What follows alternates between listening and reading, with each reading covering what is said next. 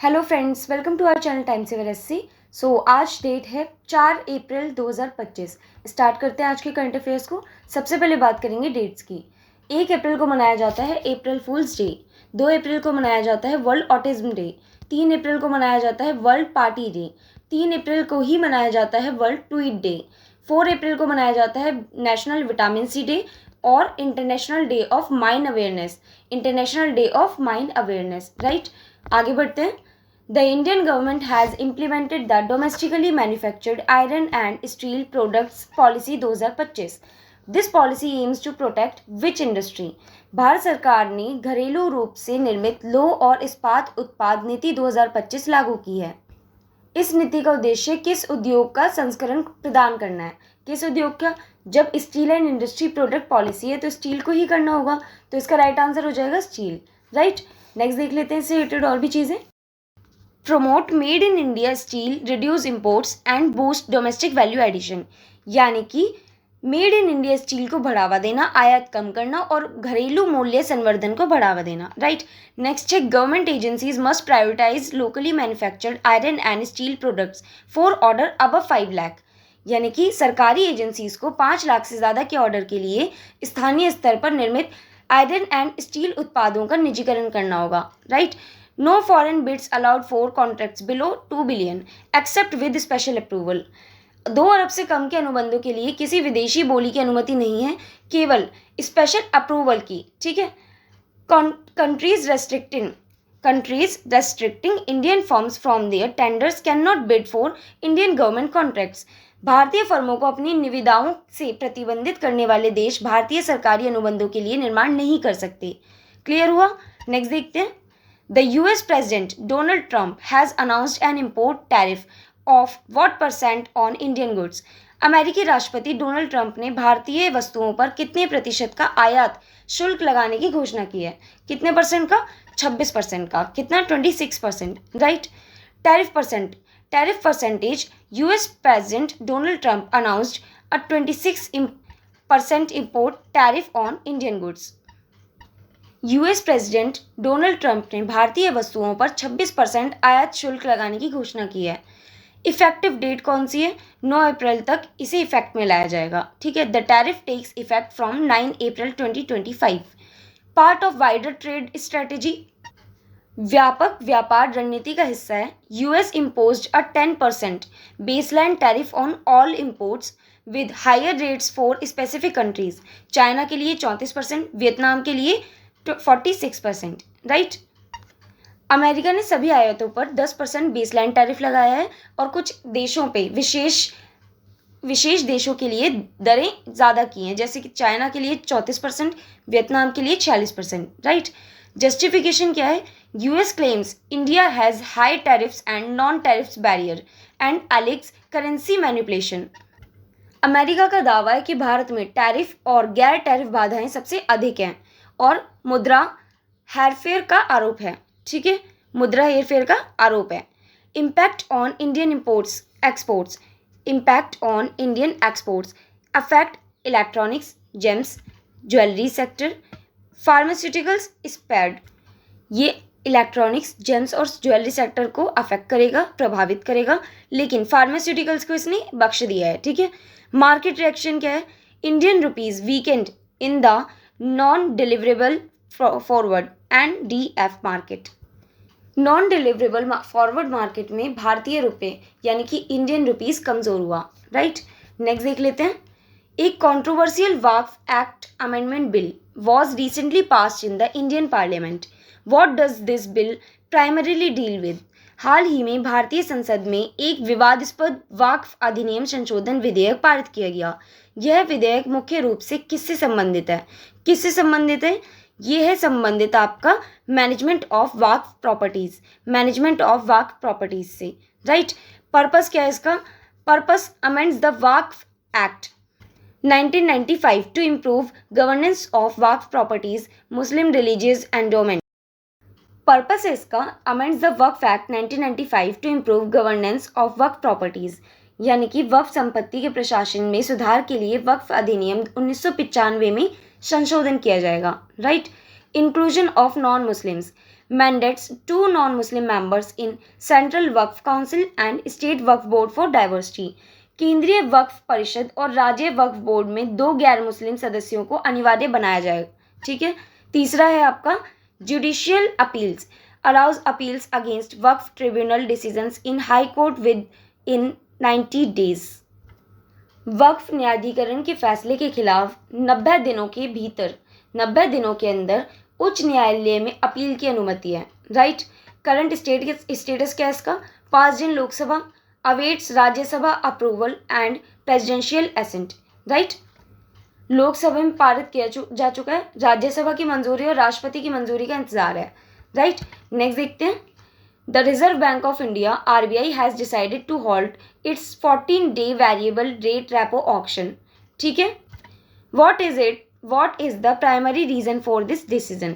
भारतीय reserve bank RBI ने अपने 14 दिवसीय परिवर्तनीय दर रेपो नीलामी को रोकने का निर्णय लिया है। इस निर्णय का मुख्य कारण क्या है? इसका मुख्य कारण है access liquidity in the banking system. Access liquidity in the banking system. अगर हम बात करते हैं थोड़ा डिटेल में, तो लिक्विडिटी शिफ्ट क्या होता है? The banking system moved from a liquidity deficit to a surplus. अगर हम 2 लैंग्वेजेस में समझने की कोशिश करें, थोड़ा सा मैं नॉर्मल लैंग्वेजेस में समझाती हूँ आपको।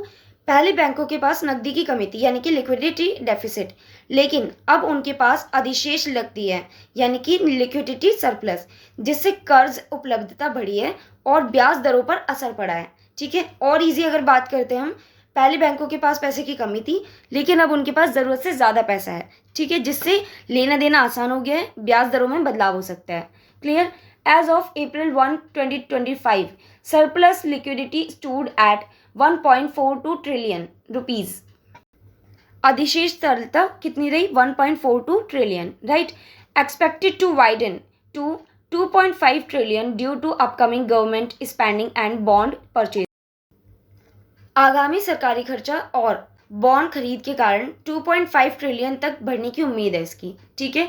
आरबीआई की बात करते हैं अगर हम, तो एस्टेब्लिशमेंट हुई थी इसकी कब?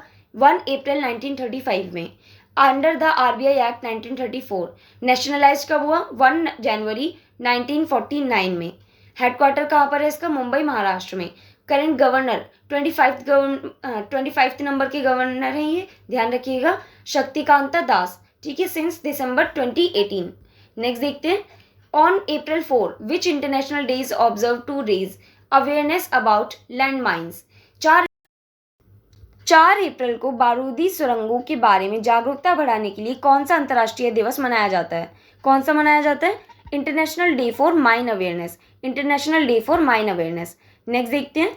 ISRO has announced a mission to send India's first space telescope to detect exoplanets. What is the mission's name? ISRO ने एक्सोप्लैनेट का पता लगाने के लिए भारत का पहला अंतरिक्ष दूरबीन भेजने के मिशन की घोषणा की है।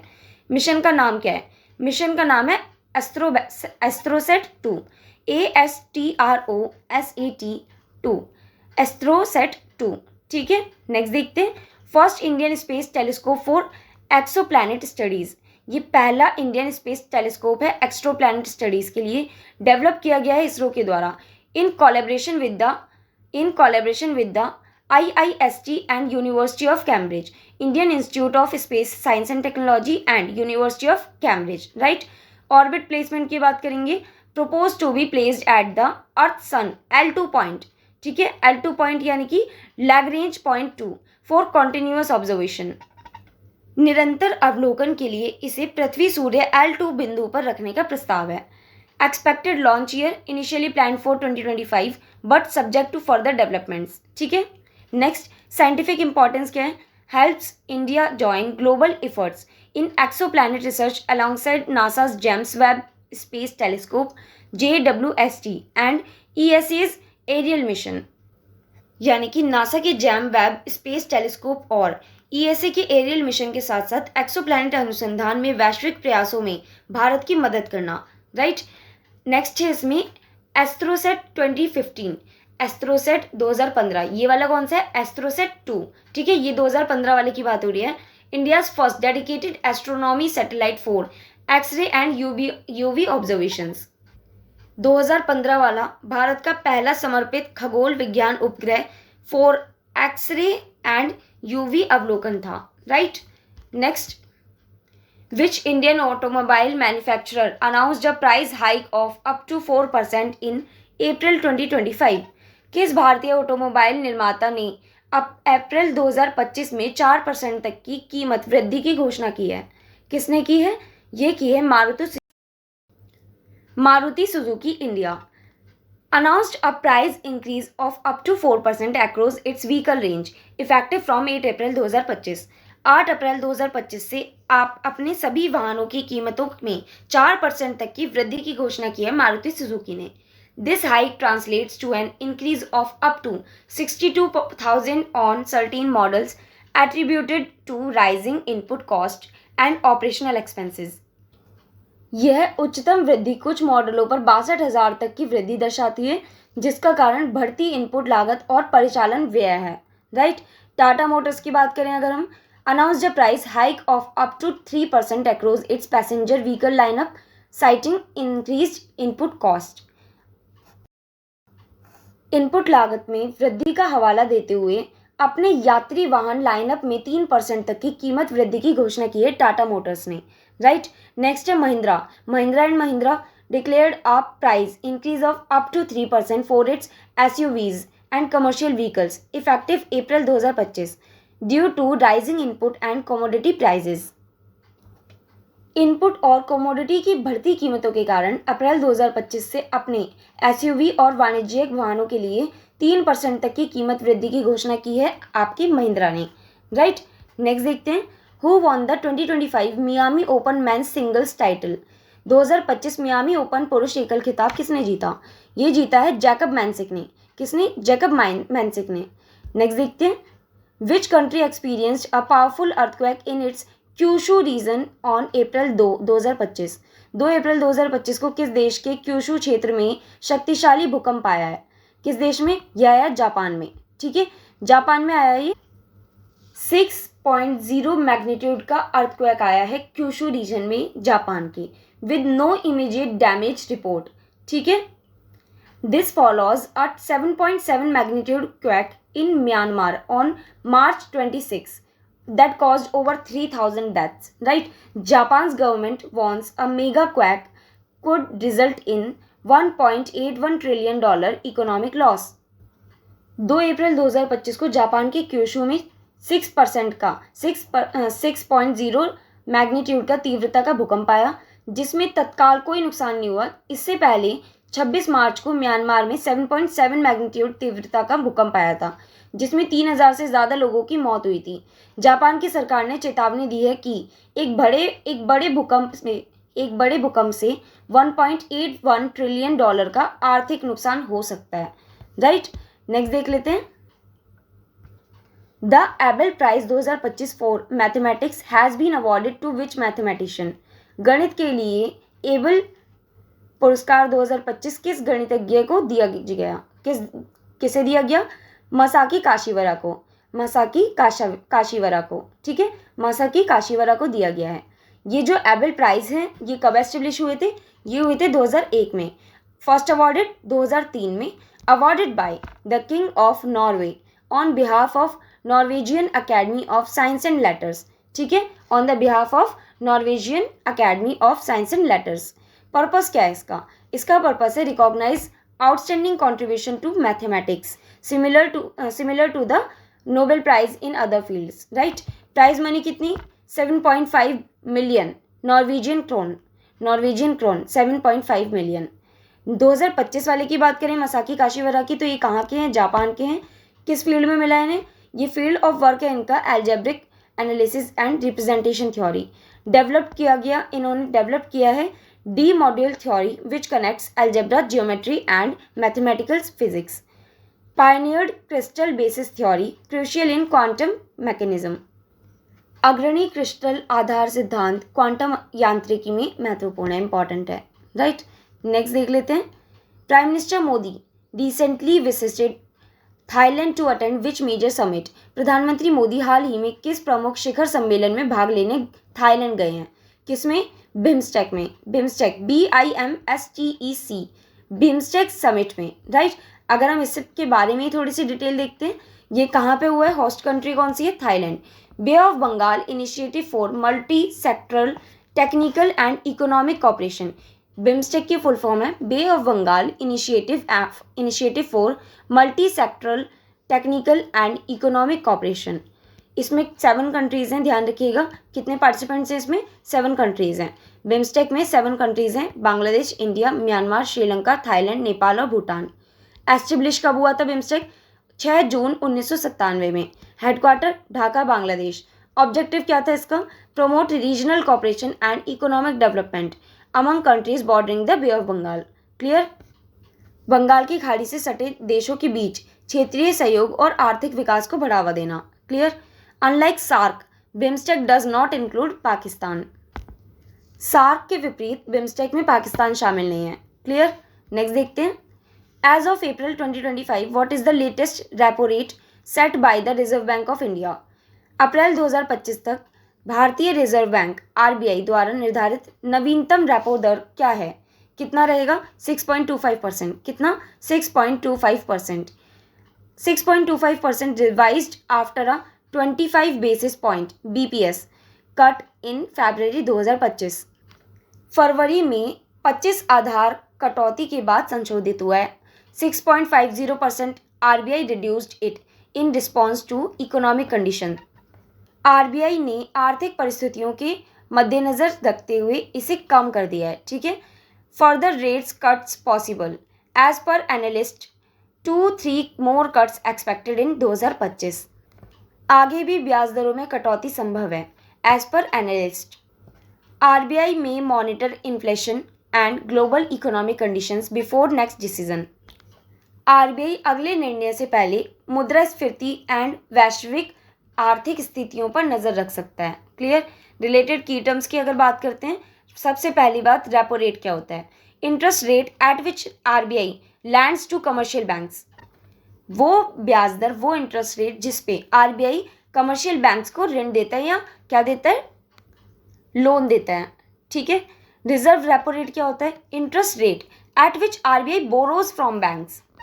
वो इंटरेस्ट रेट जिस पर आरबीआई बैंकों से उधार लेता है। क्लियर? वो होता है रिजर्व रेपो रेट, और रेपो रेट होता है जिस पे वो देता है। ठीक है। CRR, cash reserve ratio, percentage of deposits banks must keep with RBI. बैंकों को जमा राशि का कितना प्रतिशत, कितना परसेंट आरबीआई के पास रखना होगा, वो क्या होता है? CRR, cash reserve ratio. SLR, SLR क्या होता है?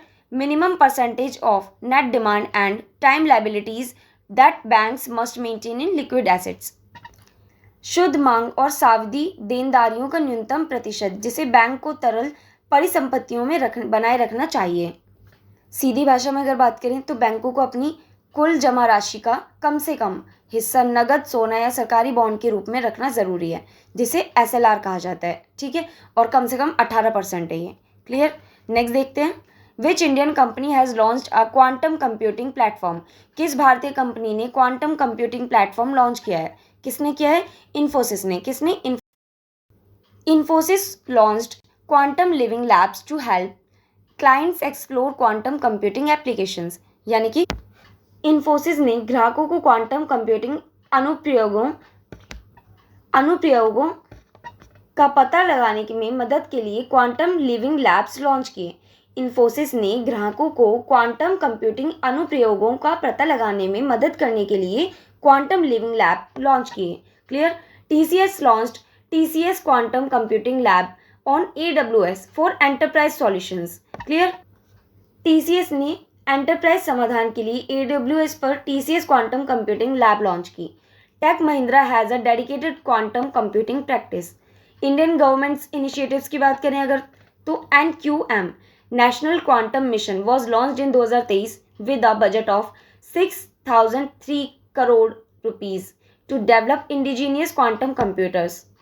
सीधी भाषा में बात करें तो स्वदेशी क्वांटम कंप्यूटर विकसित करने के लिए 6,000 करोड़ के बजट के साथ 2023 में राष्ट्रीय क्वांटम मिशन शुरू किया गया था। Focus is on building 50 to 100 qubit quantum computers within the next decade.